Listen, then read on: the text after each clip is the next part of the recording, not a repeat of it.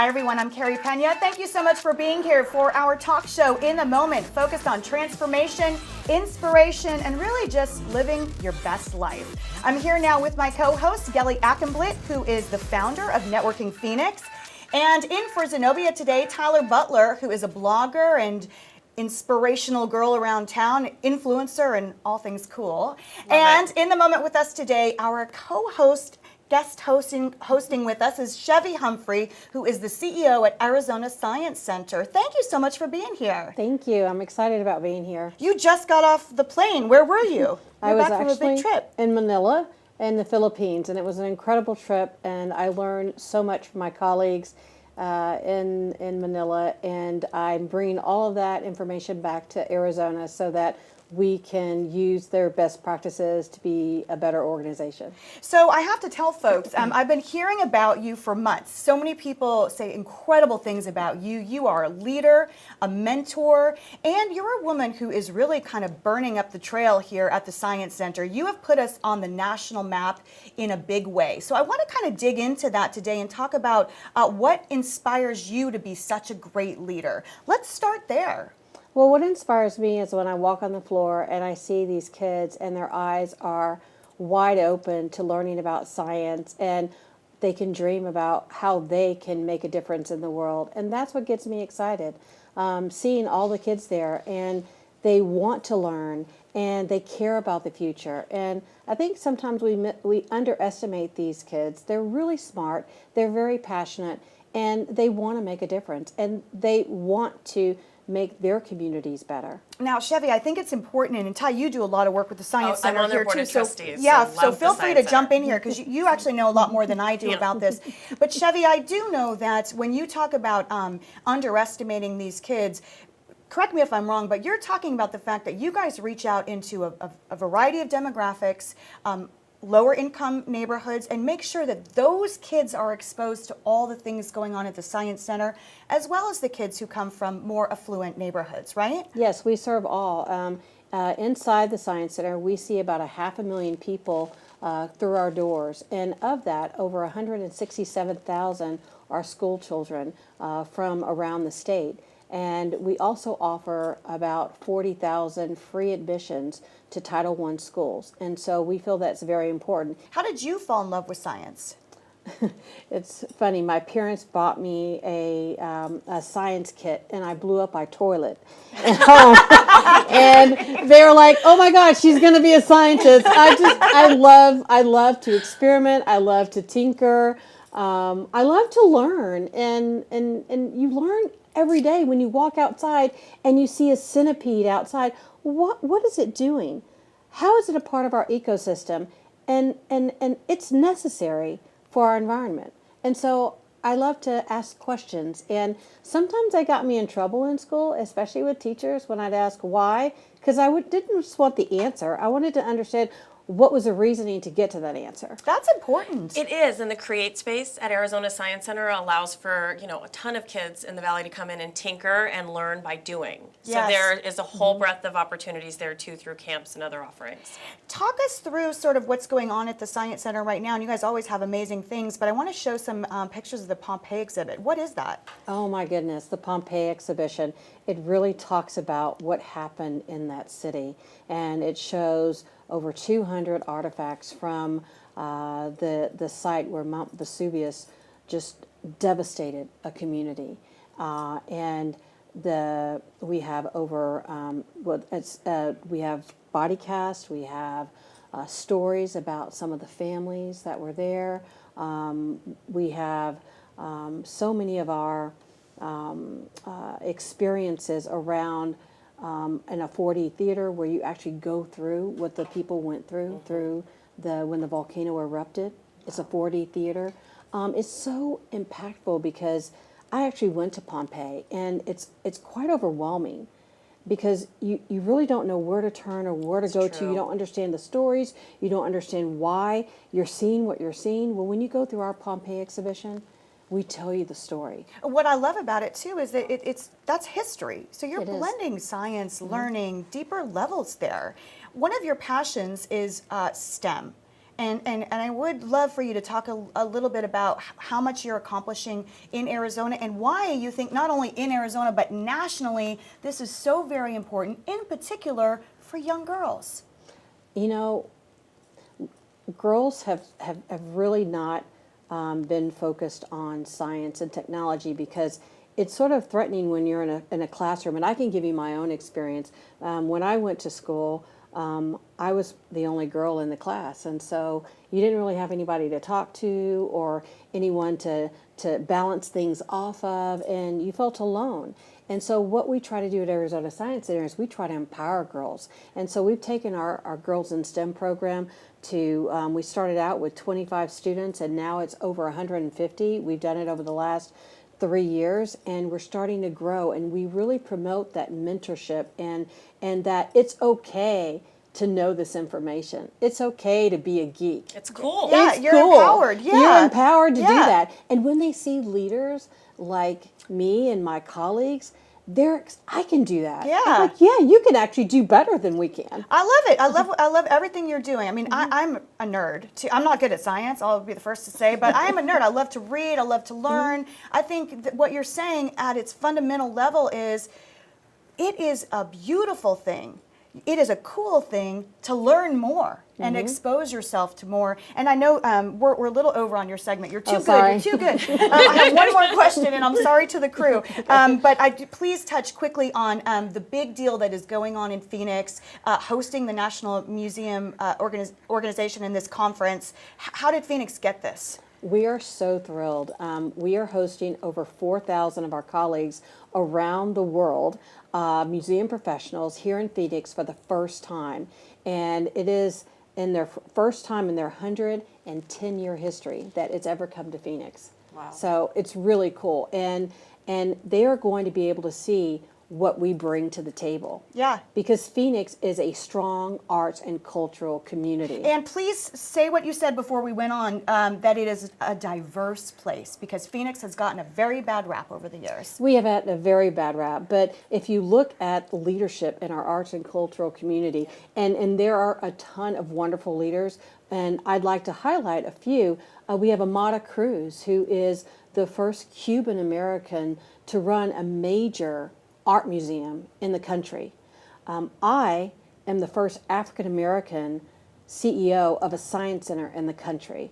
You've got the director at the MIM, who is a Puerto Rican born American that is running the MIM. We are all women. We are all diverse. Good stuff. That is really cool. Yep. You And knew it's- with this crew we had to get that I plug in there at the end. Chevy, it's sense. great having you on set with us today. Thank you so much for being here. Thank you. And now we want to thrive with Gelly. So as y'all know, who follow along with our show, Gelly talks to business people and entrepreneurs about how to get better sort of in all ways. And today you're focused on something that really leaves a lot of people kind of trying to figure out best practices. And that is, how do you send an email that makes an impact? Yeah, absolutely. So, what's interesting is I'm also not so good at math or science. And, growing up, that wasn't like the best thing in my, Russian family. But I've always been very good at writing, and it just came to me very naturally, connecting with people. That's why, I do what I do. And I've noticed that a lot of my clients recently have been asking me to help them craft emails that they need to write to complete strangers, whether it's through LinkedIn or they got their email address somehow, and get them to respond. So it doesn't seem like a cold call.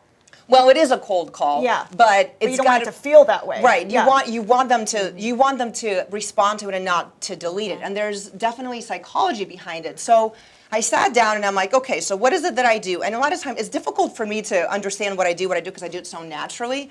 But I did research on it because I love to research too. And there's these psychological factors. So that's what I'm going to talk about, give people some tips. So when you write a cold email to somebody you don't know, there's 3 factors. It has to be relevant, it has to be brief, and it has to be personalized. And I would say personalized is the #1 factor. So I'm not talking about mass emails, when you've got a community. I'm talking about literally you found somebody, like let's say I found Chevy. And Yeah, because we have she's a no big deal. connection. So if you're going to email She's a her, big deal. you got to have your stuff in order.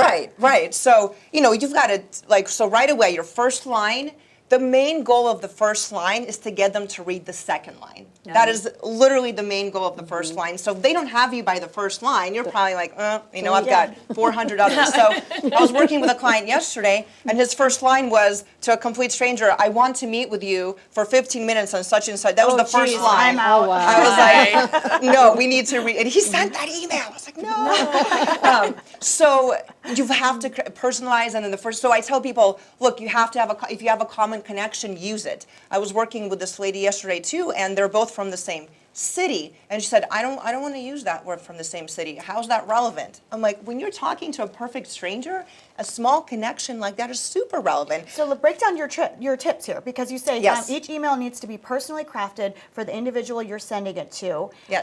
And you say that this positions you and makes you credible to complete stranger. Right. The second, the relevance is why are you contacting Yes, them? absolutely. So tell me why. Why did this email come into my inbox? What would you like from me? Do not be shy. Just literally, please tell me what you want.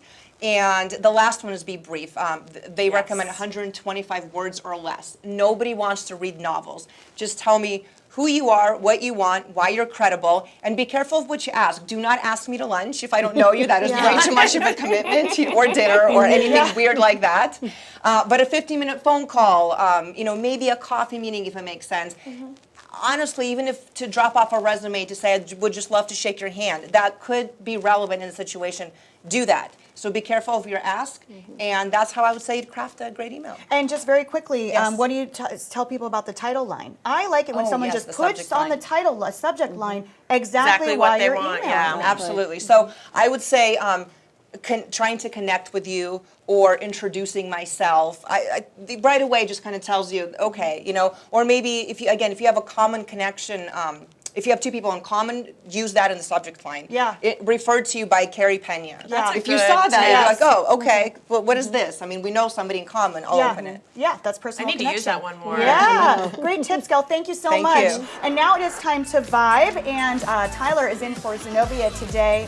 So I love this show because we're talking about science, business, and now fashion. I We've got it all covered. know. Makes me a happy girl. Yeah, so I'm going to talk about fabric today, and it's located in Tempe. It's the Fashion and Business Resource Innovation Center. Was brought to us in October of 2016 by two really dynamic women, Angela Johnson and Sherry Berry, who used to be with the Science Center. Yes. And these two women really have joined forces and brought to Phoenix a one-stop shop for the fashion industry, so that there is a consortium for classes, for learning, for camps. They've gained some really big support lately and some grants, and have been able to create a runway-ready facility so that they're going to be hosting a ton of stuff. In fact, the Pierce Foundation Fashion Show will be there in the coming weeks. So just really tremendous. They've taken the Tempe Performing Arts Center that sat vacant for years and turned it into something that's pretty magical. And Could you talk, Ty, too, about, because I know how hard Angela has worked, and I know Yes. all the folks involved in that, but this is really a case of someone who believed in her dream, and she had a lot of no's along the way, and she finally got some yeses in a very profound victory for this site. Absolutely. She really, she saw the opportunity when the internet broke and merchandising was changing, and there was an opportunity for designers to get their stuff out there in an easier market. She saw that there was a need for a connectivity, for a space for people to learn, so that they could push their mission forward. And so in her getting this Tempe space and putting together this collective of people, she's created really something that's special in the whole Southwest, just not the state. And they're really trying to help people learn the business of fashion. Absolutely. In fact, Label Hoard is a website, and it is the one-stop shop for all of the fashion industry, businesses, events, anything you want to know. So that's also a piece of fabric. And Angela, by the way, I would encourage people to go check this all out, because she's got really cool, she designed a dress for me out of all recycled t-shirts. Oh, she's known for I that. gotta bust that thing out. She's known for Yeah. that, and she has some tremendous items that she's made. So I too want to get one of those dresses. Actually, I'm hunting for one of those. All right, thanks so much, Ty. Appreciate it. And now we want to tell you a little bit more about our newest podcast. So as y'all know, Suddenly I'm a Southerner. I know. Where'd that come from? As you all know, we have a couple of podcasts that we produce at Inspired Media at 360, and one of those is called Transformation Tuesday. The most recent episode, I interview a lady. Her name is Sarah Stanley, and this is a 50-minute interview, and she was so incredible. She's an author and a coach. She's very well known and very well respected, and she talks about how to transform your life and live freely. So I want to hit a couple of her main points in hopes that you'll go onto the site and check out the entire interview. She says, detox your thinking, consider what you are filling your minds with, and then she said something I thought was really great. She said, you basically have two buckets in life. Every choice you make is a drop in one of those buckets. Sooner or later, one of the buckets is going to overflow into the life that you want or into the life that you don't want. And when she said that, I always have those kind of like Oprah, like, Oh, yeah. aha moments. Yeah. I was like, that is so on point. She Really? really goes through kind of her methodology, what she teaches people. And she's one of those extreme athletes, like the ones who can run like 100 miles. Oh, wow. And she says so much of it is mental strength, and she's just really incredible. So if you'd like to hear more of Sarah's interview, we have a full season that we've now produced of 50-minute interviews. 11 of them are up on our site, transformationtuesday.tips. All of the information is also on our website, inspiredmedia360.com. And now we want to move along and drop a little wisdom. You didn't know you were going to get all of this today, did you? No, when we I invited didn't. you down here, This you're is sort amazing. of like, what is this? I've interviewed you on the news, and this has never been. She's a powerhouse, though. We got to give her some No, credit. this is amazing. We're going to check Thank in with you. another one of our contributors, our friend Luke Kayyem. Today he is talking about how to hold ourselves accountable. Take it away, Luke. Hey guys, Extreme Accountability Coach Luke Kayyem. New title, same guy, same mission, same vision. To be able to give other people, other human beings, more tips and tools to live a higher quality life. Because ultimately, we all want more. We want more happiness, we want more health, we want more wealth, we want more productivity from ourselves. So I have a very simple way to create more space in your life. More space for what? For anything that you want. And by applying these very simple fundamentals to every single decision in your life, you'll create this decision-making filter, which helps you make the right choices. And it's simple. Before you buy something, before you do something, before you contemplate, should I get out of bed early and work out, go through this simple process. Is it a need? Is it a want? Is it a must? The next time you go on Amazon and you're getting ready to buy a Rolex watch, a pair of hiking boots, or possibly even a new car or a new home, do you need it? Do you want it?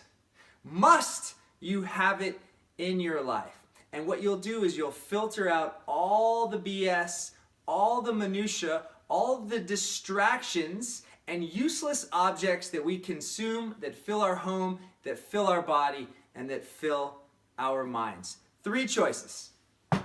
Do you need it? Do you want it? Or must you have it in your life? My name is Luke Kayyem, living every single day with purpose, passion, and positivity. Thank you so much, Luke. So let's talk quickly about accountability. Chevy, let me ask you, as a very successful woman, as a CEO, someone who has perhaps defied the odds in your own life to become those things, how important is accountability? Holding yourself accountable. It's everything. The best advice I'd ever gotten is from my mother. My mother told me when I was growing up, you're going to have 2 strikes against you. You're a woman and you're a person of color. So that means you need to perform at 200% so that you can have 100% in your back pocket. That was the most profound advice and that I've lived by my whole life.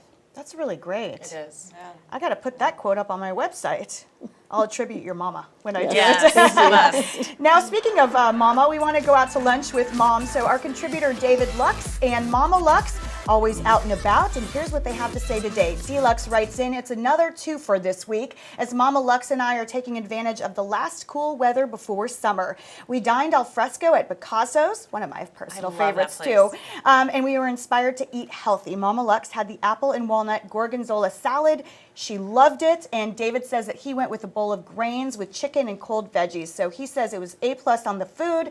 Then they were off to Encanto Park. Phoenix, he says, has a world-class park system, and this used to be its crown jewel. He says that they had a great time, and he highly encourages people. That's a good point. The park system is really impressive. Phoenix, I think, sometimes does not get enough credit for how culturally diverse and open a city we are, you know?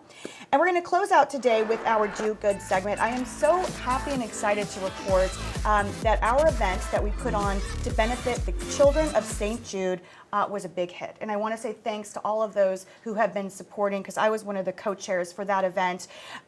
It was called A Night in Monte Carlo. We raised upwards of $200,000, perhaps more. I haven't gotten all the final numbers. But this has become an important mission for me personally, because several months ago I went to Memphis to tour the facility to really learn more about St. Jude, who I have been contributing to for years. I got to meet a lot of the families, and we do want to tell you about one of the families here in the Valley who is being treated at St. Jude, little Bridget Korn. We just want to send her our love. She's been fighting cancer, and she is such a fighter. And her mom, Jamie, is an incredible inspiration, but Bridget did have to have a leg amputated. She is in the process of beginning her rehabilitation therapy. And we just want to say to you, Bridget, we know you're going to do it, girl. You've got it in you. Keep going. Every day you will make an improvement, and we are sending our love from Phoenix to you in Memphis. And on that note, I do want to close out by giving you the final word. Inspiration, because I know after that quote from your mom that you've got a lot of it in your back pocket. What do you want to say to the audience about just kind of going out and reaching for your dreams? You know, I would say never stop wondering and just do it. You can do whatever you put your mind to if you just stay focused and do it. And where can people find out more about the Science Center, whether they live here or across the country? Because people might be planning a trip and want to check it out. Please go to our website at azscience.org, and you'll see all the wonderful things at the Science Center. And we have a great team that will be bringing you science real time, and you will get so excited and want to immerse yourself in learning more. Even me, now I'm like, I need to go down there and check it's out so some easy. more I've got to. experiments. It's a whole day. I want to see Chevy, Pompeii. thank you so much. Really appreciate you being Thank here. you. And thanks to all of you for joining us and for joining our growing community. We aim to inspire and help you transform in ways that will make your life better. You can go to our website, inspiredmedia360.com, to see all of our shows and podcasts and content. And be sure to subscribe to our list so I can email you some friendly emails with all of the great advice I just got from Kelly. Until next time, guys, stay inspired.